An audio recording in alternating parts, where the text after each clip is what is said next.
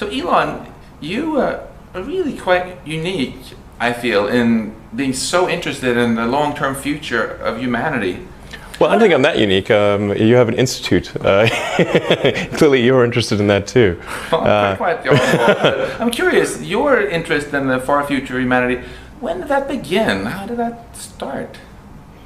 Well, I think it was when my interest in the future of humanity is, I guess, as a function of reading a lot of sci-fi and philosophy as a kid, and then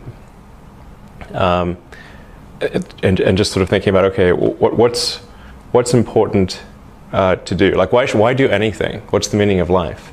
And I came to the conclusion that what we really need to do is make sure that life continues into the future, and particularly conscious life.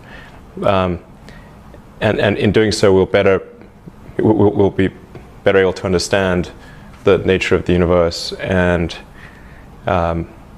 achieve greater enlightenment. One thing I really admire about you is you don't just talk about the future of humanity, you actually start companies and do things about it. So what made you so audacious? Well, I don't really think of these things as all that audacious. They seem like natural things to do.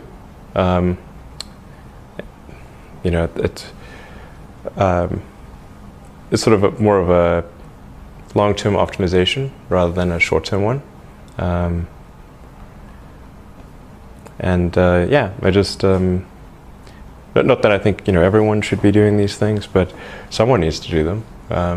So if I see that, well, somebody's not doing this and maybe I could be helpful, then I try to do something in that regard.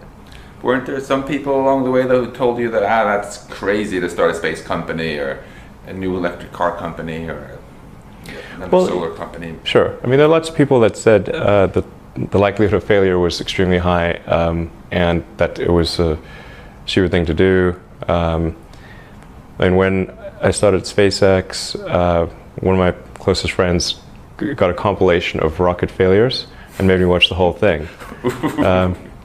And there were lots of people that tried to talk me out of it.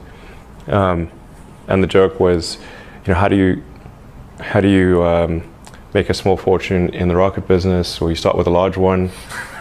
I got told that joke so many times that obviously I knew the punchline, so I'd just tell them the punchline, and they would look at me like, "Is he serious?" Or it's like, say, "Why did you start a rocket company?" I was trying to figure out the fastest way to turn a large fortune into a small one. That seemed like a good way to go. But the thing is, like, I already thought the probability of failure was high, and that with that the likelihood of success was therefore low. So this was not new information. I thought maybe SpaceX had, I don't know, 10 or 20% chance of success, and Tesla probably similar. I thought Solar City had a much higher chance of success, but probably still only, I don't know, 50% or something like that. Yeah, I mean, for the longest time, and SpaceX and Tesla almost didn't survive. I mean, it came very close to perishing as companies.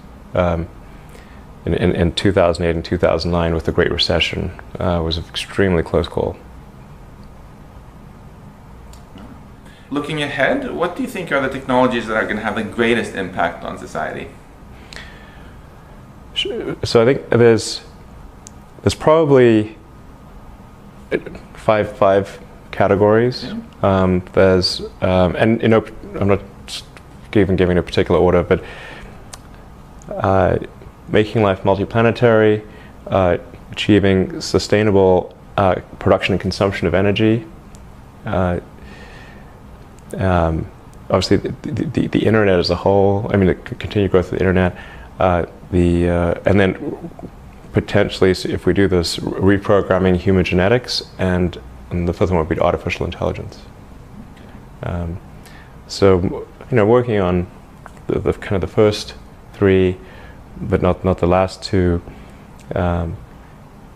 the last two I think have the greatest potential to be a double-edged sword.